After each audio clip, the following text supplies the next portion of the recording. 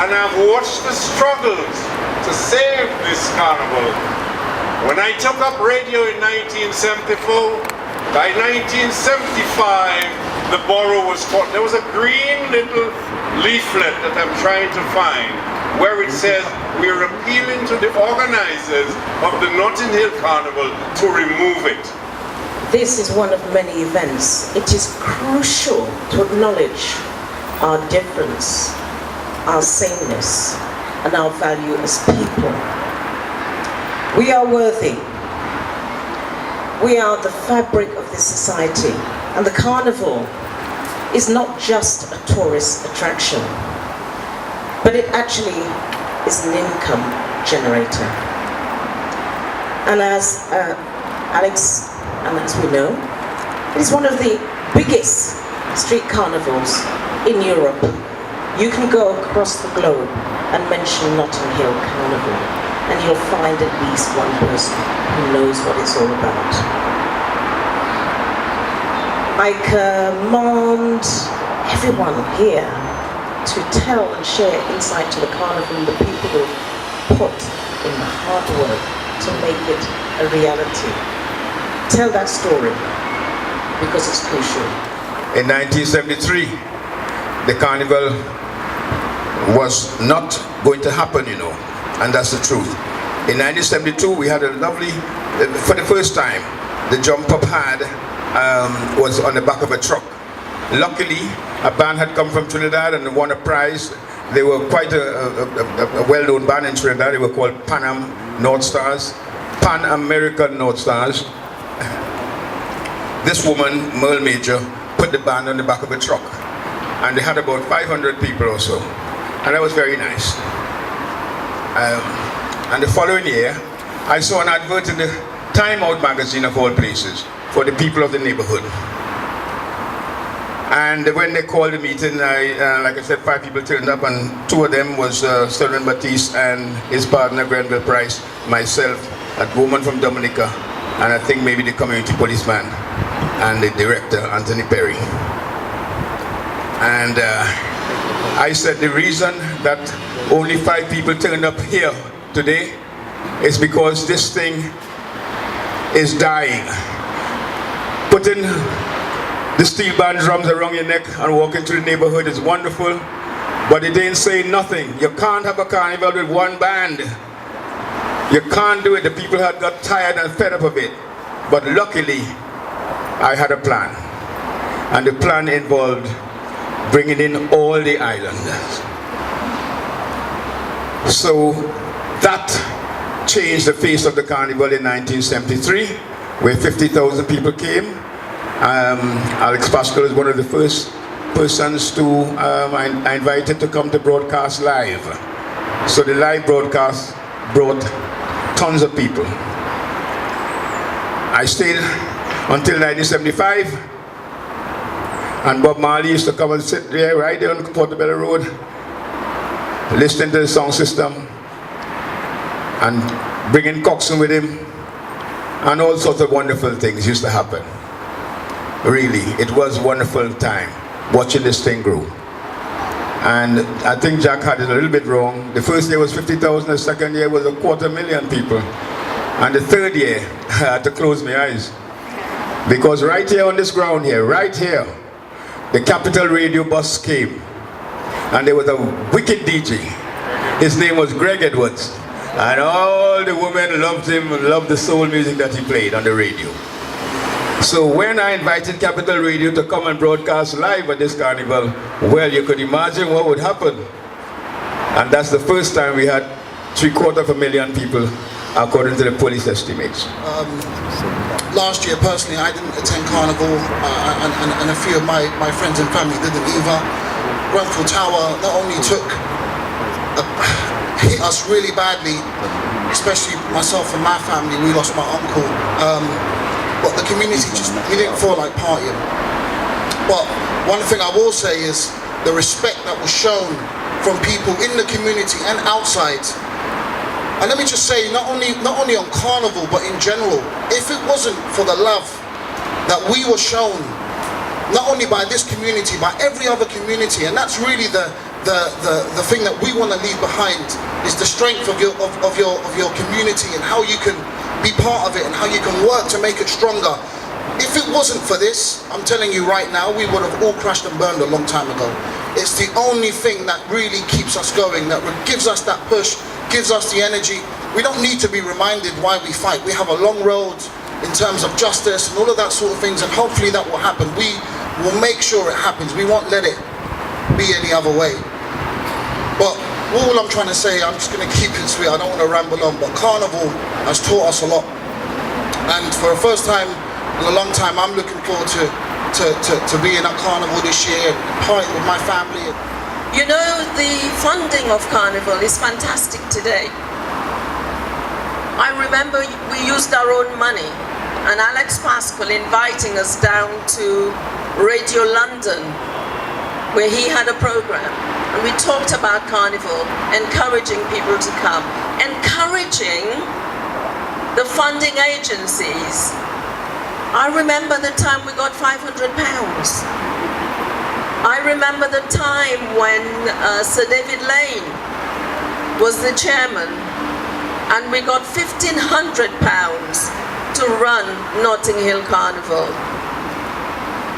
Right now, I remember the people in the Notting Hill riots, because I'll tell you something, they fought on the streets of Notting Hill so that we can have Carnival on the streets of Notting Hill today, and many other things.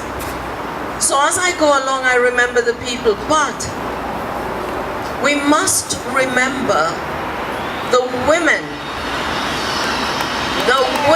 who made sure that Notting Hill Carnival existed and continued to exist. We must appreciate people whilst they're alive. And that is why, Jack, this plaque is so important. I came and I was hearing something about somebody talking about, you know, it's a Jamaican who doing this, and it's not a Trinidadian who doing this, and it's a Grenadian who do. I want to tell you something. I don't care if you're from Grenada, Jamaica, Barbados, wherever you come from, Trinidad and Tobago. We are all Caribbean people. And the more we are divided, the more we divide ourselves, is the easier we are to rule. People would continue to rule us. And I'm saying to you today, I am imploring you, I'm asking you, I'm begging you to let us ensure that we pull ourselves together regardless to where we are from. Let us be each other's keeper. Let us see ourselves as one people. Ladies and gentlemen, extempore monarch means this man is the monarch of improvisation, right? So I want someone in the audience to give out a subject. It could be Brexit, it could be Arsenal, come on, it could be anything, and he will do a song. Is that right, Gypsy? Sorry? Austerity. Well, it could never be my pleasure to enjoy these austerity measures. The thing about it, I want you to know, tell me why England behaving so. I want them to understand that we came from the Caribbean, and it is not just you and me, but we build England for free. So I tell them now we got to know, we ain't have nowhere to go. I tell you it's really fine. England is their own as well as mine. So I want them to know that we ain't have nowhere to go. Whether it's Mass or Carnival we play, we are right in England to stay. It's an opportunity to dance off the oppression and the hardship of our everyday lives. We have battled many climates to sustain and maintain our carnival as the pioneers envisaged it. It is our heritage and a fundamental part of our identity on the Lancaster West and in North Kensington.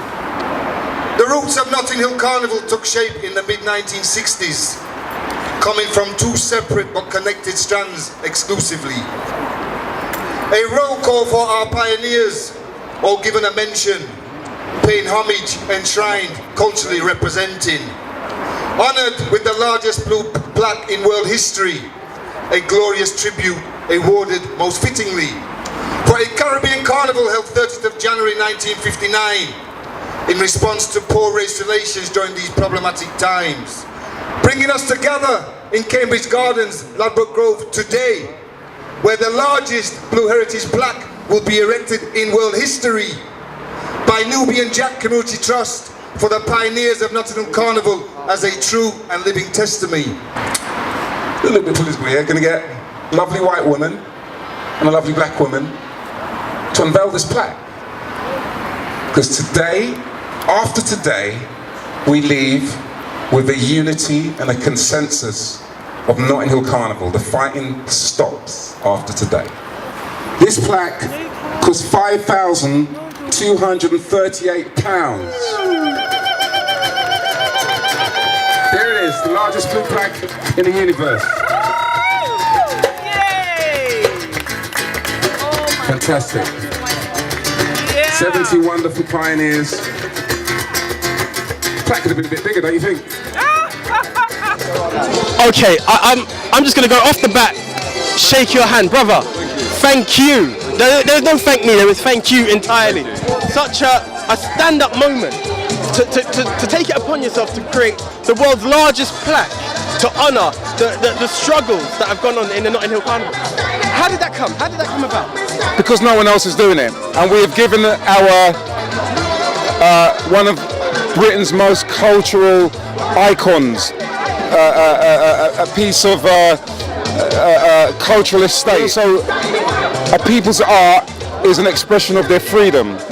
And Notting Hill Carnival, when I used to go, used to be a place of safe abode where I could express myself. I feel that it's now become sanitized, controlled, stayed, and it's been contrived, so it's lost its soul. And I frankly, I think that's a disappointment. Unfortunately, that is the way it's gone, in a way. But what can we do to bring it back to what it was? Okay. The only way it can get back to what it was is when we begin to have unity, when we begin to know what we have, and all this in-biting, backbiting, crab-barreling stops, and we have a public face of unity. But we also have to know the history.